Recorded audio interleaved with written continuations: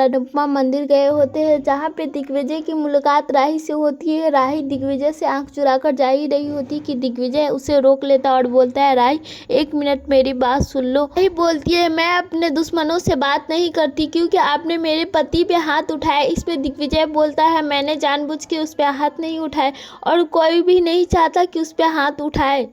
अपनी गलती को मानता हूँ और प्रेम से भी सॉरी बोलना चाहता हूँ और तुमसे भी सॉरी बोल रहा हूँ इस हाथ उठाने के लिए। तुम जो अनुपमा जी और मेरे बारे में सोच रही हो कि हम दोनों के बीच कोई रिश्ता है, लेकिन ऐसा कुछ भी नहीं है। मैं अनुपमा जी को बस एक अच्छा दोस्त मानता हूँ, बाकी वो बहुत पवित्र है, उनके मन में कोई भी ऐसा नहीं और मैं भी ऐसा नहीं कर सकता उनके साथ, क्योंकि मैंने उन्हें एक दोस्त माना है और इस पवित्र रिश्ते के बल पे हम एक दोस्ती का रिश्ता निभा रहे हैं। जानता हूँ तुम अनुपमा जी से नफरत करती हो, लेकिन इसका कोई ठोस वजह बता सकती हो क्यों? प्रेम को लाइसेंस नहीं दी इसलिए तुम लोग उससे नफरत करते हो, या तो मैं उनके साथ काम करता हूँ इसलिए नफरत करती हो? इनमें से कोई ठोस वजह है। और मैं उनके साथ काम इसलिए करता हूँ क्योंकि मुझे अपनी बेटी का सपना पूरा करना है और जो मैं कर रहा हूँ। और दूसरा ये ठोस वजह है कि उन्होंने प्रेम को लाइसेंस इसलिए नहीं दी कि उनके रेस्टोरेंट में कुछ गड़बड़ी थी, और अगर उनकी जगह तुम होती तो क्या प्रेम से भी तुम्हारा रिश्ता ख़त्म हो जाता? प्रेम भी तुमसे नफरत करने लगता? ऐसा कुछ नहीं राही, बस तुम एक बार खुद को समझो और बताओ कि अनुपमा जी की गलती क्या है। अनुपमा जी के 3 बच्चे और तीनों बच्चे उसी तरह निकल गए तो वो किसके सहारे आगे की ज़िंदगी निभाएंगी?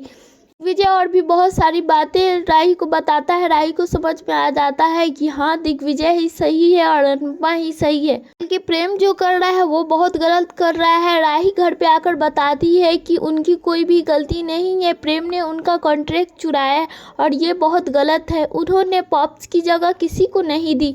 बोलती है, राही तुम्हें क्या हो गया? तुम उस औरत का साथ दे रही हो जिसने तुम्हारे पति को बर्बाद किया और अब भी बर्बाद कर रहा है। राही बोलती है, उन्होंने मेरे पति को बर्बाद नहीं किया है, बल्कि मेरा पति खुद गुस्से के कारण ऐसा हुआ है। इस पे मोटी बात बोलती है कि कल तक तुम चीख चीख कर बोल रही थी कि मैं उनसे नफरत करती हूँ और आज क्या हो गया, तुम उसके फिर से साइड हो गए।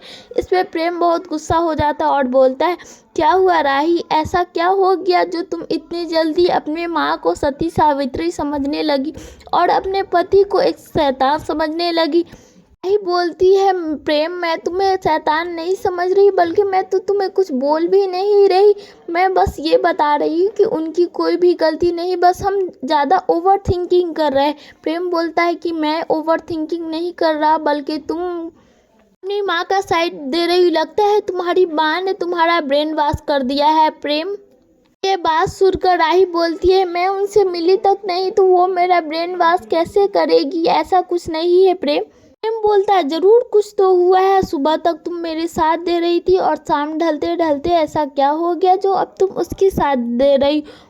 श्रुति बोलती, आधू जो कुछ हुआ वो सब छोड़ो, लेकिन अब तुम प्रेम का ही साथ दोगी, अनुपमा का साथ नहीं दोगी, क्योंकि तुम भी जानती हो अनुपमा ने तुम्हारे और प्रेम के साथ क्या क्या किया, और ये सब जानकर भी तुम उनके साथ दे रही हो। राही की तरफ बढ़ते हुए जाता है, तभी सभी लोग बोलते हैं, प्रेम ऐसा क्यों कर रहा है, राही को छोड़ दे।